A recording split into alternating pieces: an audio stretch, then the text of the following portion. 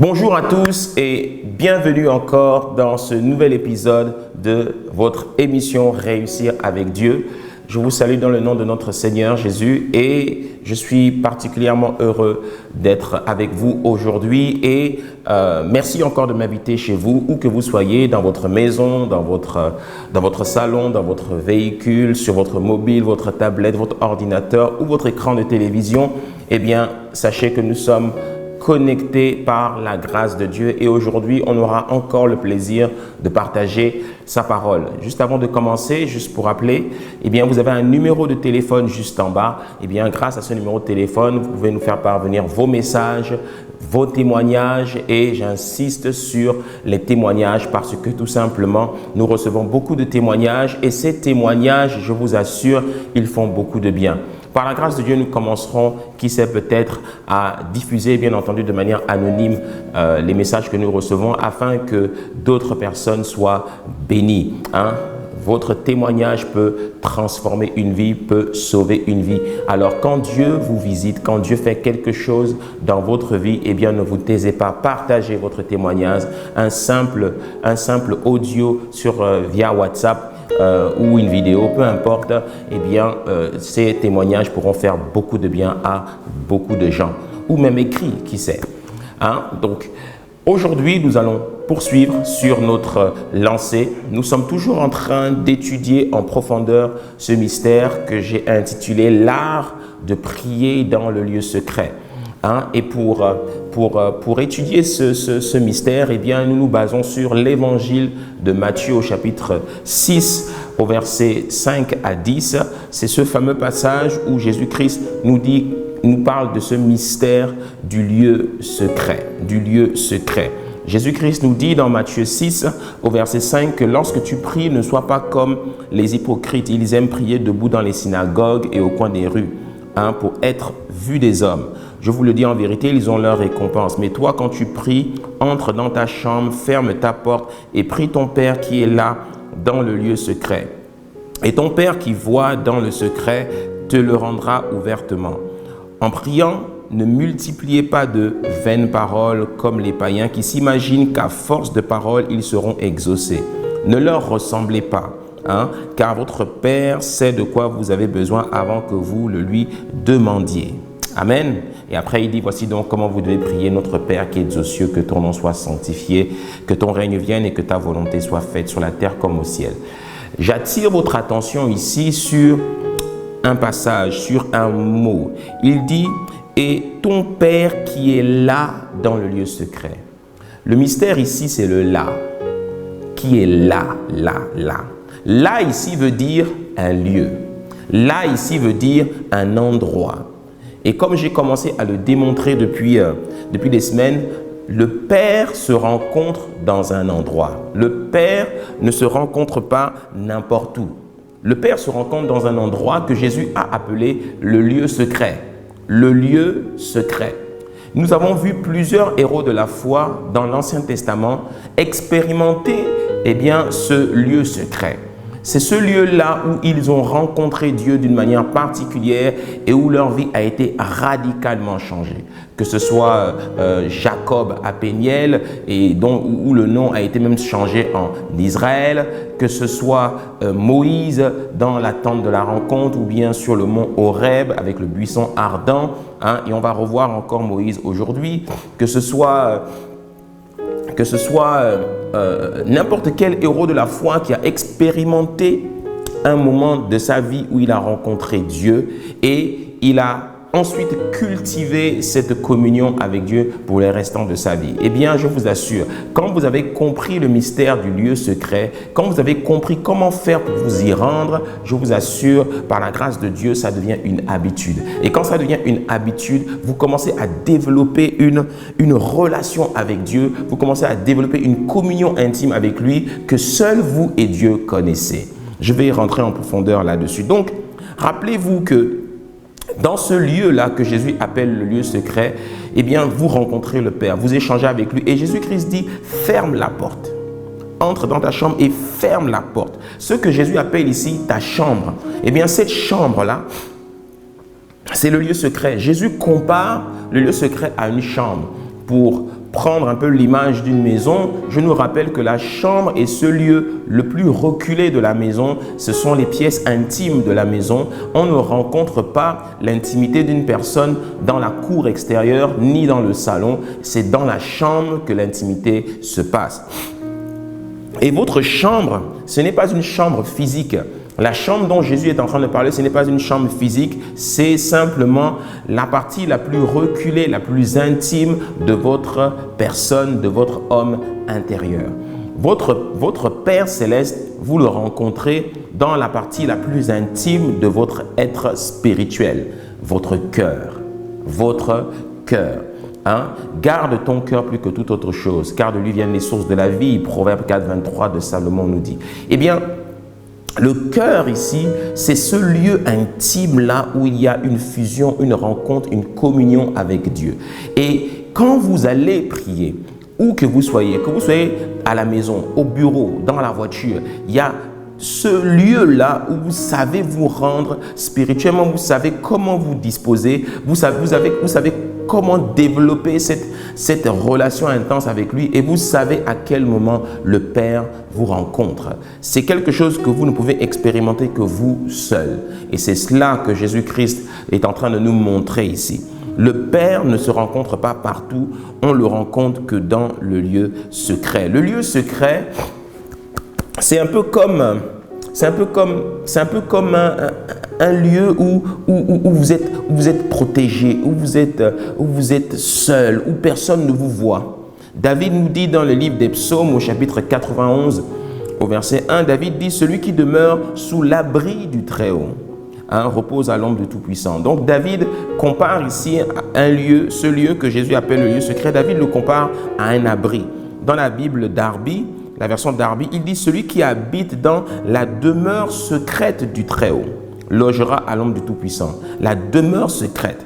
La Bible Osterval parle de celui qui habite dans la retraite secrète du Très-Haut, repose à l'ombre du Tout-Puissant. Une retraite secrète.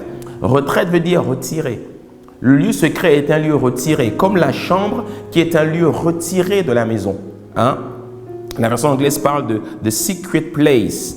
La version Parole de vie dit « Celui qui se tient caché tout près du Très-Haut ». Le lieu secret est un lieu caché. Les chambres, en général, sont cachées.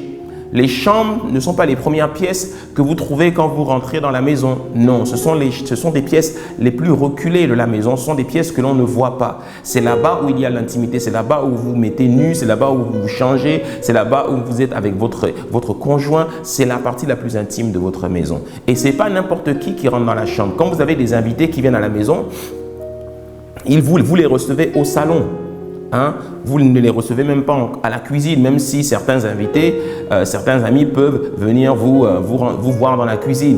Mais les chambres, ils ne rentrent pas dans les chambres. Parce que les chambres, ce sont les parties les plus intimes. Quand quelqu'un a accès à la chambre aux chambres de votre maison, c'est que c'est quelqu'un de vraiment intime de votre famille. Eh bien, le lieu secret, c'est ça.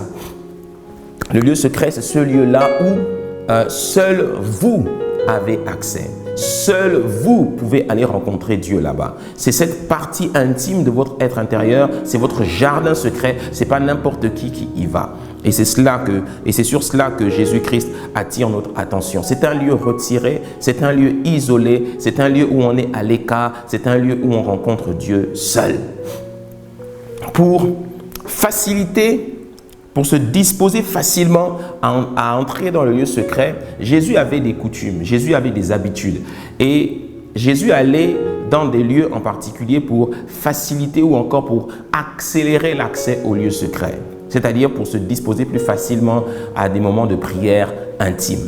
Le premier lieu où Jésus aimait se rendre pour faciliter l'accès au lieu secret, c'était le désert. Jésus aimait aller dans les déserts.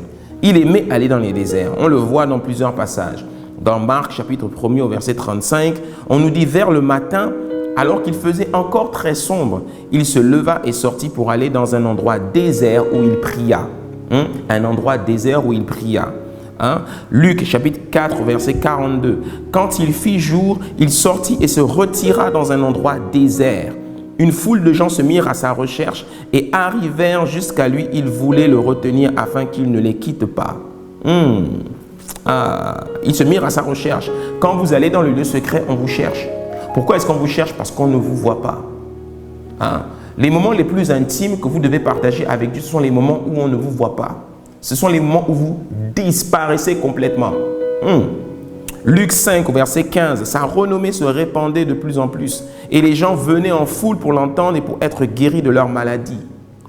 Donc, le lieu secret est ce lieu-là où on vous cherche, on ne vous voit pas, vous êtes retiré, vous vous êtes isolé, vous vous êtes caché. Rappelez-vous, quand il dit dans Psaume 91, celui qui se tient caché tout près du Très-Haut. Donc, le lieu secret est un lieu où vous êtes caché, où vous êtes caché. La version de Luc 5, chapitre 5 au verset 15, version français courant dit, mais Jésus se retirait dans des endroits isolés où il priait. Jésus se retirait. Donc, pour développer cette habitude cette habitude de se retirer, cette habitude d'entrer dans le lieu secret, eh bien, il faut apprendre à se retirer dans des endroits isolés. Jésus aimait aller dans les déserts où il se retirait. Donc, le lieu désert est le premier lieu que Jésus aimait fréquenter pour faciliter son accès dans le lieu secret. Alléluia, c'est un endroit où il se retirait, c'est un endroit où il allait se cacher, comme dit Psaume 91, David. Le deuxième lieu où Jésus aimait aller pour faciliter son accès dans le lieu secret, c'était la montagne. La montagne. La montagne est ce lieu-là où Jésus aimait aller en hauteur. La montagne est le symbole de la hauteur. En fait, le lieu secret est un lieu où vous allez facilement, vous élevez facilement. Vous élevez facilement votre esprit, vos pensées, etc. Vous prenez de la hauteur spirituelle. Donc pour cela, il vous faut un endroit où vous êtes seul, un endroit où vous arrivez à vous disposer facilement. Si vous êtes dans un endroit bruyant, un endroit où vous êtes perturbé, un endroit où vous êtes souvent interrompu, il vous sera difficile de vous élever spirituellement. Et Jésus aimait aller à la montagne ou encore le mont des Oliviers. On le voit dans Marc chapitre 6 au verset 45. Aussitôt après, il obligea ses disciples à monter dans la barque et à passer avec lui de l'autre côté vers Bethsaïda pendant que lui-même renverrait la foule. Quand il l'eut renvoyé, il s'en alla sur la montagne pour faire quoi? Pour prier. Il alla sur la montagne pour prier. Évangile de Jean, chapitre 8, au verset 1. Quant à Jésus, il se retira sur le mont des Oliviers. Il se retira. C'est une manière de parler. Je vais à la montagne. Je me retire sur la montagne. Je prends de la hauteur pour aller rencontrer le Père. Évangile de Luc, chapitre 6, au verset 12. À cette époque-là, Jésus se retira sur la montagne pour faire quoi? Pour prier. Il passa toute la nuit à prier Dieu. Quand le jour fut levé, il appela ses disciples et il en choisit parmi eux 12 auxquels il donna le nom d'apôtres. Jésus avait une décision importante à prendre, celle de choisir ses 12 apôtres, et pour cela, il s'était retiré à la montagne. Quand vous avez des décisions importantes à prendre pour votre vie, vous devez apprendre à vous retirer sur la montagne. Alléluia. Luc chapitre 21 au verset 37. Pendant le jour, Jésus enseignait dans le temple et il allait passer la nuit à la montagne appelée montagne des Oliviers. Et tout le peuple dès le matin se rendait vers lui dans le temple pour l'écouter. La montagne ou encore le mont des Oliviers. La montagne. Et enfin Luc 22 verset 39. Il sortit et se rendit comme d'habitude au mont des Oliviers. Ses disciples le suivirent. Donc aller à la montagne est une habitude.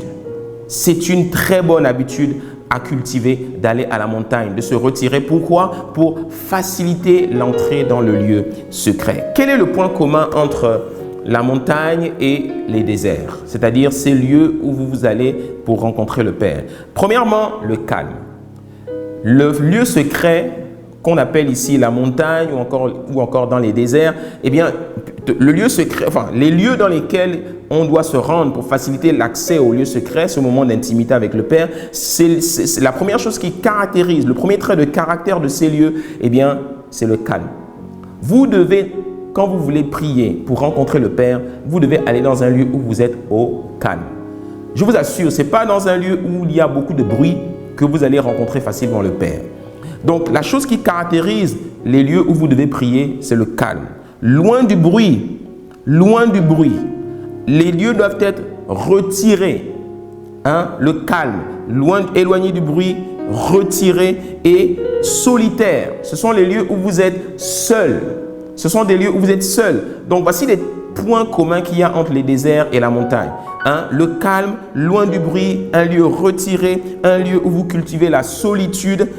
Ça, ce sont des aspects très importants du lieu que vous devez choisir quand vous voulez apprendre à développer l'art de prier dans le lieu secret. Mais un autre point commun très important concernant ces lieux où vous vous retirez, c'est le mystère. Ce lieu doit être mystérieux. Pourquoi c'est un lieu mystérieux? Parce que c'est un lieu où on ne sait pas ce que vous y faites. Quand Jésus allait dans le désert ou à la montagne, on ne savait pas ce qu'il y faisait. On n'entendait pas ce qu'il disait et on n'entendait pas ce que le Père lui disait. Voilà quelque chose qui doit caractériser le lieu secret. C'est un lieu où on ne sait pas ce que vous faites. Quand vous êtes dans le lieu secret, quand vous êtes en communion avec Dieu, on n'est pas censé savoir ce que vous dites à Dieu. Vous voyez les gens qui prient et puis tous les gens qui sont alentour savent ce qu'ils font. Savent ce qu'ils disent, tellement ils crient fort, Seigneur, il n'y a aucune intimité. Vous imaginez deux personnes qui sont en plein moment d'intimité, en plein moment en train de faire l'amour, et puis ils sont en train de crier leurs ébats. Chérie ceci, chérie, boum, boum, boum. Dites-moi, est-ce qu'il y a une intimité là? Il n'y a pas du tout d'intimité. Non, ils exposent au grand jour ce qui se passe dans leur moment d'intimité, et ça, c'est malsain. Eh bien, quand vous êtes dans le moment de communion avec Dieu, les gens ne doivent pas savoir ce que vous y faites. Les gens ne doivent pas savoir ce que vous dites parce que c'est un moment qui concerne uniquement Dieu et vous. C'est extrêmement important. Dieu, le Père, tient à cette intimité et à ce côté mystérieux avec vous. Dieu n'a pas besoin que tout le monde sache ce qu'il vous révèle dans le secret. Il n'en a pas besoin. Il veut que vous le gardiez pour vous. Voilà pourquoi quand Joseph dans la Bible avait reçu dans le secret les informations concernant son avenir et qu'il avait pris et qu'il était parti par orgueil le révéler à ses frères et à ses parents, ça lui avait coûté cher, ça lui avait coûté des persécutions. En général, les choses que vous recevez dans le secret, quand vous les révélez au grand jour et que ce n'est pas le temps de les révéler, ça vous attire toujours des problèmes. Voilà pourquoi faites très attention à protéger les informations que vous recevez dans le lieu secret par le Père. Alléluia. Donc la montagne de Dieu, c'est là où le Père parle et c'est là où vous écoutez. Jésus-Christ dit là, c'est ton Père qui est là dans le lieu secret. Il est là, présent dans ce lieu secret. Et comme il voit ce qui se fait dans le secret, il te le revaudra, il te le rendra ouvertement. Celui qui a expérimenté cela, et on va chuter ici dans la Bible, c'est la personne de Moïse. Il y a un passage dans la parole de Dieu où Moïse expérimente ce qu'on appelle ici le là, qui est le lieu secret. Dans Exode chapitre 24, verset 12, l'Éternel dit à Moïse, monte vers moi sur la montagne et reste là. Je te donnerai des tables de pierre, la loi et les ordonnances que j'ai écrites pour leur instruction. Moïse se leva avec Josué qui le servait et Moïse monta sur la montagne de Dieu et il dit aux anciens, attendez-nous ici jusqu'à ce que nous revenions auprès de vous. Voici Aaron et Hur resteront avec vous. Si quelqu'un a un différend, c'est à eux qu'il s'adressera. Moïse monta sur la montagne et la nuée couvrit la montagne. La gloire de l'Éternel reposa sur la montagne de Sinaï et la nuée le couvrit pendant 6 jours. Le 7e jour, l'Éternel appela Moïse du milieu de la nuée. L'aspect de la gloire de l'Éternel était comme un feu dévorant sur le sommet de la montagne aux yeux des enfants d'Israël. Moïse entra au milieu de la nuée et il monta sur la montagne. Moïse demeura sur la montagne 40 jours et 40 nuits. Waouh! On peut voir ici beaucoup de traits de caractère du lieu secret, de ce qui se passe dans le lieu secret. Et je vais les détailler et après nous allons chuter. La première chose qu'il faut retenir en ce qui concerne le lieu secret, quand nous lisons l'histoire de Moïse, eh bien c'est que aller à la montagne pour rencontrer le Père dans le lieu secret, c'est d'abord répondre à l'appel de Dieu qui veut nous parler. C'est répondre à un appel. On ne décide pas de nous-mêmes d'aller dans le lieu secret. On obéit à un appel. Je vous assure que aller dans le lieu secret, en fait, c'est la voix de Dieu qui vous parle dans votre cœur et qui vous dit, viens, j'ai besoin de toi ici. Vous allez parce que vous savez au plus profond de vous que Dieu veut vous parler. Dieu a des choses à vous dire. Donc, j'obéis à un appel. C'est une réponse. C'est Dieu qui dit à Moïse, viens, monte et puis reste là. Hein? Donc quand je vais dans le lieu secret, je réponds à un appel. Deuxièmement, tout le monde ne va pas dans le lieu secret avec toi. Tout le monde ne rentre pas dans le lieu secret. Moïse va dire aux autres, restez là. Vous ne pouvez pas monter. Seul moi et l'enfant Josué allons monter. Et vous allez remarquer que c'est Josué qui a succédé à Moïse. Parce que c'est Josué qui connaissait le lieu secret où Moïse rencontrait Dieu. Mais les autres, non. Ni Aaron, ni Hur n'ont été les successeurs de Moïse. Donc, eux ne savaient pas ce qui se passait là-bas. Eux n'avaient pas droit d'entrer. Hein? Donc, seul vous avez le droit de rentrer dans le lieu secret. Même votre conjoint avec qui vous vivez à la maison ne doit pas connaître ce lieu secret. Hein? Il peut connaître le lieu où vous avez l'habitude d'aller prier. Mais ce moment d'intimité que vous avez avec Dieu, ce n'est pas n'importe qui rentre là-bas. Même si vous êtes en couple, vous avez l'habitude de prier ensemble en couple. Vous allez voir que l'intimité que vous développez avec Dieu en couple est très différente de l'intimité que vous seul vous développez avec Dieu. C'est très différent. Alléluia. Donc, c'est important de comprendre que tout le monde ne vous suit pas dans le lieu secret. Seuls ceux à qui vous voulez transmettre quelque chose peuvent venir avec vous dans le lieu secret. C'est votre jardin secret et vous ne devez pas laisser n'importe qui y entrer. Troisièmement, la gloire de Dieu repose sur la montagne et non en bas, là où il y a les gens. Hein? Donc, on connecte avec la gloire de Dieu seulement dans le lieu secret. Vous allez voir que la gloire se manifeste en général dans le lieu secret. C'est dans le lieu secret que vous ressentez la gloire vous étreindre. Vous ressentez la gloire vous prendre. Vous ressentez la gloire venir sur vous. Ça se passe dans le lieu secret. Un autre point important concernant l'aspect du lieu secret, c'est qu'il a fallu 6 jours pour que Dieu commence à parler à Moïse. Cela veut dire que Moïse a mis 6 jours pour être disposé à entrer dans la présence de Dieu. Certainement, je dis bien certainement, il devait attendre que sa chair se taise. Qu'est-ce qu'il faisait? Certainement, il passait du temps dans l'adoration et dans la contemplation. En fait, quand vous rentrez dans le lieu où vous devez prier et rencontrer le Père, il y a d'abord un laps de temps où vous devez d'abord faire taire votre chair. Par la musique, par l'adoration, par la contemplation, par les actions de grâce, vous êtes là et vous prenez d'abord le temps de vous disposer. Le temps que cela va prendre dépend de votre capacité à vous connecter à Dieu. Il y en a pour qui ça prend 5 minutes et pouf, ils rentrent tout de suite. Il y en a d'autres, ça prend une demi-heure, 1 heure. Hein? Mais en général, c'est entre une demi-heure et 1 heure. En général. C'est pour ça que dans le jardin de Gethsémane, Jésus va venir dire à ses disciples, vous n'avez pas su prier avec moi au moins 1 heure. Parce qu'en fait, en général, c'est le temps qu'il faut pour faire taire la chair. Voilà pourquoi si vous êtes quelqu'un qui avait du mal à prier au-delà de 10 minutes, eh bien, ça va être difficile. Les gens qui viennent et rentrent tout de suite, ce sont les gens qui ont déjà une certaine maîtrise de ces moments avec Dieu et boum, ils accèdent tout de suite. Mais les gens qui n'ont pas l'habitude, qui n'ont pas encore développé cette intimité avec Dieu, ça va vous prendre un peu plus de temps pour disposer votre chair. C'est très important. Mais par la grâce de Dieu, vous allez y arriver. Amen. Et enfin, le 7e jour, c'est là que Dieu va parler à Moïse. Le 7e jour, la Bible dit que Dieu appela Moïse. Dieu appela Moïse. Ce n'est pas toi qui engage la conversation, c'est Dieu qui le fait. Quand vous êtes dans le moment de communion avec Dieu, c'est Dieu qui engage la conversation. Vous êtes là dans l'adoration, vous êtes là dans la contemplation, dans l'action de grâce. Vous contemplez le Seigneur, vous le magnifiez, vous déclarez des paroles sur lui. Et à un moment donné, le Saint-Esprit vous dit, maintenant c'est bon, viens, j'ai des choses à te dire. Et c'est à ce moment-là qu'il y a fusion. C'est à ce moment-là qu'il y a pénétration. C'est à ce moment-là que vous rentrez dans l'intimité. Alléluia. Vous pouvez être par exemple avec votre conjoint dans le lit, mais il n'y a pas un moment de communion. C'est quand il y a communion intime, c'est quand il y a communion charnelle, c'est quand il y a, excusez-moi du terme, pénétration. Et boum, c'est là maintenant que vous devenez un.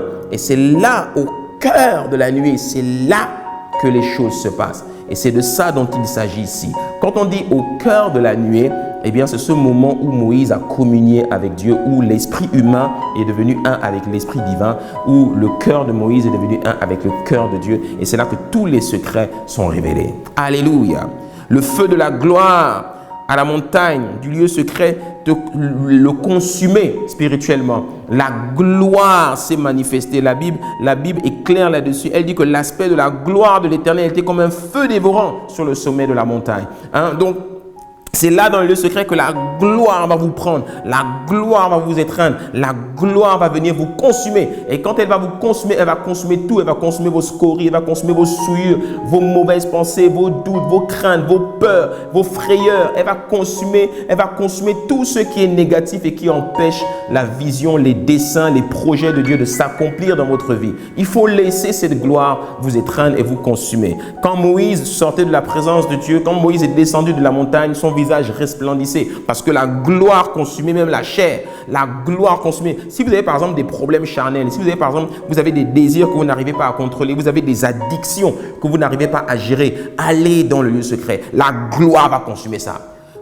Par exemple, si vous êtes quelqu'un qui avait du mal à vous en sortir avec la drogue, et vous n'arrivez pas à lâcher la drogue, quand vous rentrez dans le secret, c'est cette gloire-là qui va consumer ce désir intense de toujours aller vous piquer ou toujours aller faire quelque chose. Si c'est une autre addiction telle que la pornographie ou autre chose, ou je ne sais pas quelle est l'addiction charnelle que vous avez qui vous fait du mal et que vous n'arrivez pas à laisser, la cigarette, je ne sais pas, l'alcool, etc. Peu importe cette addiction, vous allez dans le lieu secret et là, dans le lieu secret, la gloire va consumer tout. Pouf! Et quand vous ressortez de là, vous êtes comme pur, vous êtes comme propre. C'est ça le mystère du lieu secret. C'est pour cela qu'il n'y a que Dieu qui peut opérer des délivrances extraordinaires. Et c'est quand vous communiez avec lui dans le lieu secret que toutes ces délivrances peuvent se faire au nom puissant de Jésus. Que cela soit votre partage au nom de Jésus là où vous êtes. Moïse entra au milieu de la nuée. Et cela veut dire qu'il y a un moment où Dieu vous autorise à entrer. Il est entré au milieu de la nuit et là, il a communié avec Dieu, il s'est approché. Et enfin, les 40 jours qu'il a passés, il est sur la montagne, il est resté là à écouter Dieu, à recevoir des instructions. Dans le lieu secret, vous passez du temps avec lui. Vous passez beaucoup de temps avec lui. Quand vous vous retirez, ça peut être 1 jour, 2 jours, 1 semaine, 40 jours, peu importe le temps que vous prenez. Mais apprenez à cultiver ces moments et apprenez à rester là et à recevoir de lui. Je vous donne quelques petites astuces. Quand vous allez dans le lieu secret, allez toujours avec un stylo et un bloc-notes. Prenez toujours, moi quand je prie par exemple, je prie toujours avec un stylo et un bloc-notes. Parce que quand tu es là dans le secret avec Dieu, tu reçois des choses de lui et tu dois les noter. Tu notes. Voilà pourquoi Moïse, quand il a reçu les 10 commandements sur les tables, la Bible dit qu'elles ont été écrites sur les tables. Oui, la Bible nous dit que c'est Dieu qui a écrit sur les tables. Mais bon, quand on dit c'est Dieu qui a écrit sur les tables, je ne sais pas si le doigt de Dieu est sorti du ciel et puis a écrit sur les tables. Mais pour ma part, je crois que dans l'esprit, Moïse avait quelque chose, ça s'écrivait sur les tables. Maintenant, comment il les a gravés sur des pierres? Bon, peut-être qu'il avait un marteau et puis il a écrit, je ne sais pas. Mais en tout cas, il faut écrire. Il faut écrire. Le livre de Habakkuk, chapitre 2, au verset 2 dit: écris la prophétie sur des tables, écris la prophétie, grave-la sur des tables afin qu'on la lise couramment. Vous devez être capable d'écrire. Alléluia. Voilà un peu ce qu'il nous faut retenir du lieu secret. C'est très important de prendre le temps de rentrer dans le lieu secret. Pourquoi? Parce qu'il va se passer des choses très importantes dans le lieu secret. Ça va être l'objet du prochain épisode. Dans Jérémie chapitre 29 au verset 11, il nous est dit que « Je connais les projets que je forme pour vous, déclare l'Éternel, projet de paix et non de malheur, afin de vous donner un avenir et de l'espérance. » Alors vous m'appellerez et vous partirez, vous me prierez et je vous exaucerai, vous me chercherez et vous me trouverez parce que vous me chercherez de tout votre cœur, je me laisserai trouver par vous. Dieu a des projets pour vous et ces projets, Dieu veut vous les révéler. Et c'est en allant dans le lieu secret que vous prendrez connaissance de ces projets. Quand vous allez dans le lieu secret, vous n'allez pas avec vos projets, vous allez avec un cœur ouvert, prêt à recevoir les projets de Dieu. Voilà pourquoi les projets les plus importants pour votre vie, ce sont les projets que Dieu a pour vous, pas les projets que vous voulez imposer à Dieu. Vous pouvez avoir des bonnes idées, vous soumettez ces idées à Dieu dans la prière. Mais si Dieu n'a pas validé ces projets, ça veut dire que les idées que vous lui avez proposées ne sont pas en phase avec les projets qu'il a pour vous.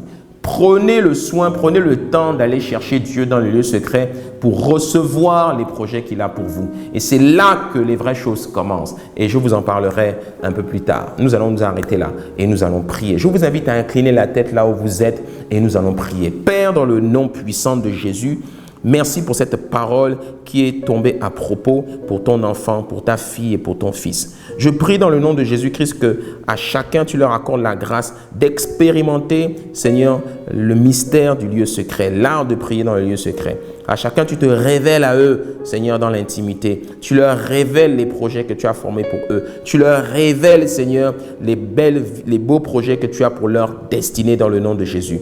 Je viens contre tout obstacle, contre tout blocage qui empêche un seul de tes enfants de connecter avec toi dans le lieu secret au nom puissant de Jésus-Christ. Je prie, Père de grâce, que tous les jougs qui oppressent tes enfants et qui les empêchent de te connaître soient brisés dans le nom de Jésus. Quels que soient ces jougs, que ce soit une maladie, quel que soit le nom qu'elle porte, que ce soit une oppression démoniaque, que ce soit une maladie qui rend la personne alitée sur son lit. Seigneur, je prie que cette oppression cesse maintenant, que ce joug, Seigneur, soit lié et que, Seigneur, ton enfant se lève au nom puissant de Jésus-Christ. Je prie que les yeux qui étaient fermés s'ouvrent, que les oreilles qui étaient bouchées s'ouvrent. Je prie au nom de Jésus-Christ pour une véritable libération dans la vie de tes enfants, au nom puissant de Jésus-Christ. Père, fais du bien à ton peuple. Seigneur, que ta main soit étendue et opère de grandes délivrances dans la vie, opère des grandes délivrances dans les foyers, opère des grandes délivrances dans les couples. S'il y a un couple, vous avez écouté ce message et que vous connaissez des problèmes dans votre couple,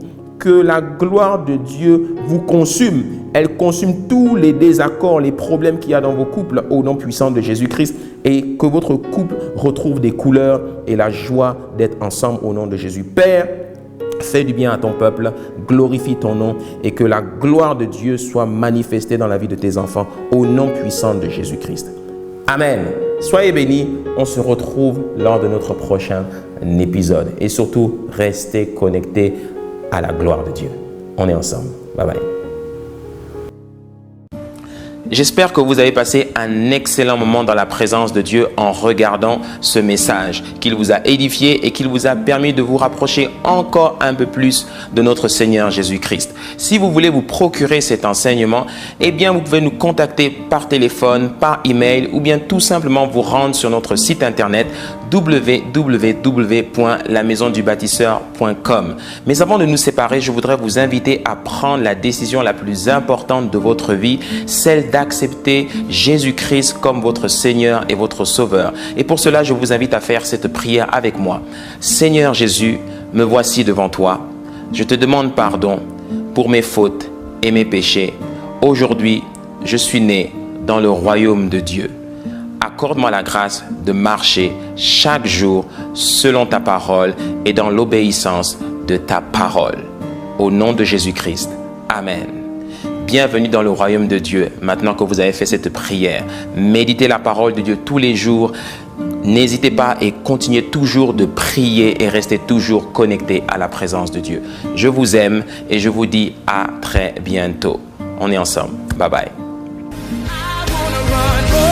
Fill me up.